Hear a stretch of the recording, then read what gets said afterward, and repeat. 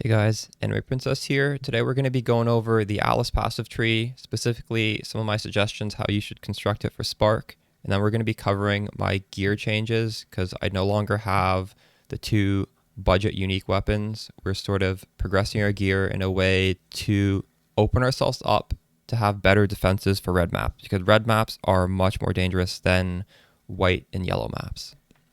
So let's jump right into the Atlas passive tree. I would suggest going for shrines as well as the shaping nodes first. Now, shrines are really good specifically for Spark. If you get Spell Echo or Acceleration, it's going to make the map twice as fast. It's going to make the map very, very easy. So the shrine nodes are here. And then after that, I would get all the shaping nodes, which are right here, right here, right here, and right here. The shaping nodes make it so we drop higher tier maps and it makes completing our atlas much faster. So those are a no-brainer for me. And then after that, I will grab the next shrine nodes up here. These are really great. It means when you click one shrine, you get two shrines of buffs. You get another random buff. So you're going to get much more of the really nice shrines. And the final shrine node is up here.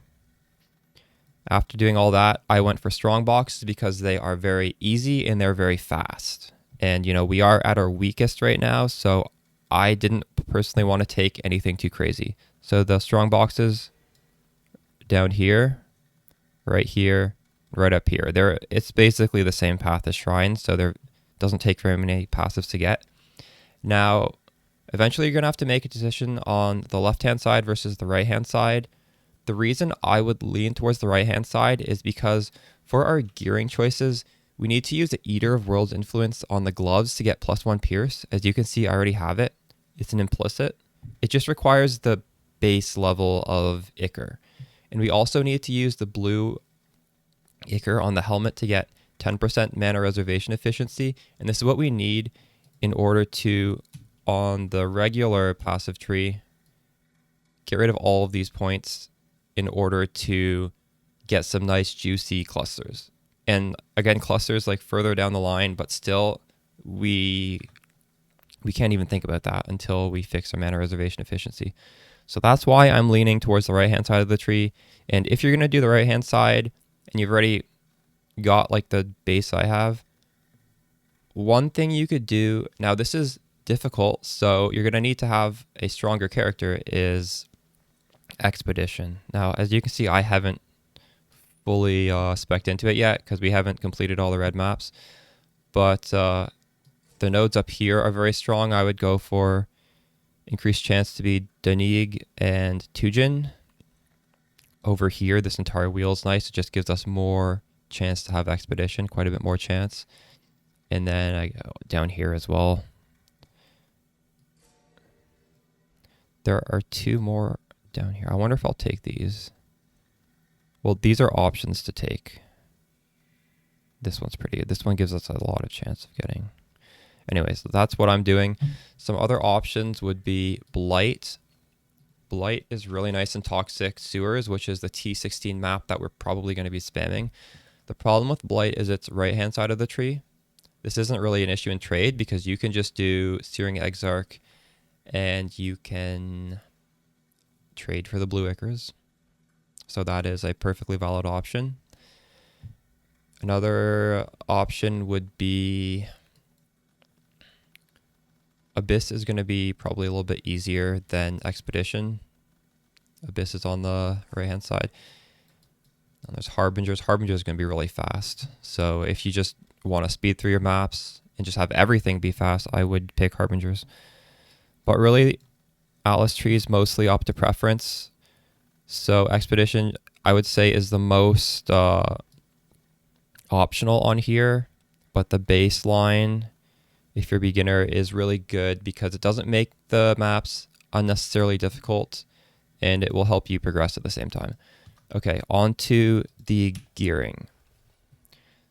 So we drop the two singularities because once you get into red maps, you're going to have the harder map mods because red map mods are harder and you're going to have to crop them, which is going to make some of them have 8 mods. So you're going to have 8 really hard map mods.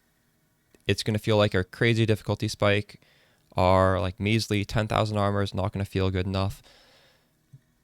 And we're not going to want to be jumping in the middle of packs with the 2 singularities in order to kill them at melee range. So I was using a trade search for a rare wand.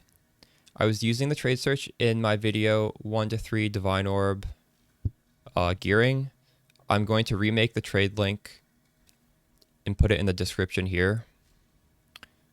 The main difference was, since we can no longer get a projectile speed helmet enchant, I am sort of valuing having projectile speed on the weapon. Now I'll show you what my projectile speed looks like, having 32% proj speed on the weapon and also having fury bolts on the amulet for the blight oils, which gives another 20%. So we have around 50% increased proj speed.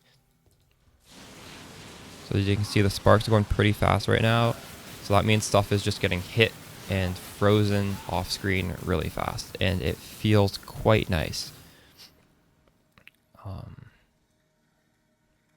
Now, when you take off the 2 singularities for the wand and the shield, your damage is probably going to go down, and that's okay because, you know, we need to have the wand and the shield just to set ourselves up to have better defenses going forward.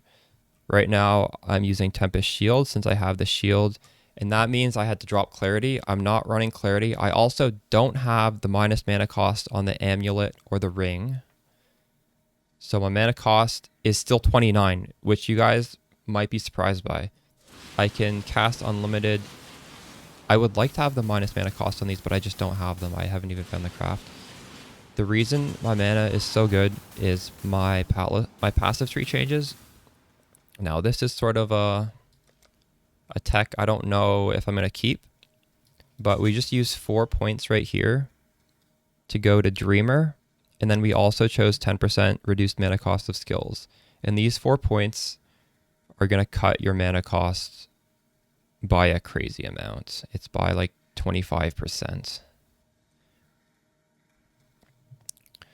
So that's where we're at in terms of mana. And obviously we can make this so much better if we just get the prefix craft on the amulet and the prefix craft on the ring. But it's not needed right now. As for future plans going forward, I'm not happy with the 10,000 armor. We could get some better mods on the body armor. You can get fizz damage reduction. You could also get a Gravicious craft, which converts fizz damage into Ellie damage. I feel like I probably need one or the other going into red maps, but we'll just have to work with what we have.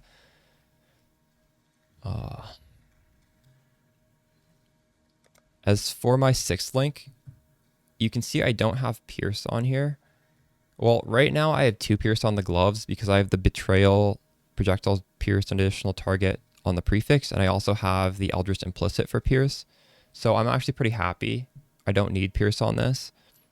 But even beforehand on stream, I was running with 1 Pierce before I had the Implicit, and that was just because I couldn't color these sockets. So don't feel like you need to take off the Pierce support for added lightning damage. This was mostly just because I couldn't get a green socket on here.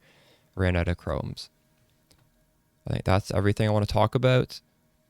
I'll see you guys on stream, and we're going to kill those 2 bosses to get our first 2 void stones. All right. Good luck, everyone. Catch you later.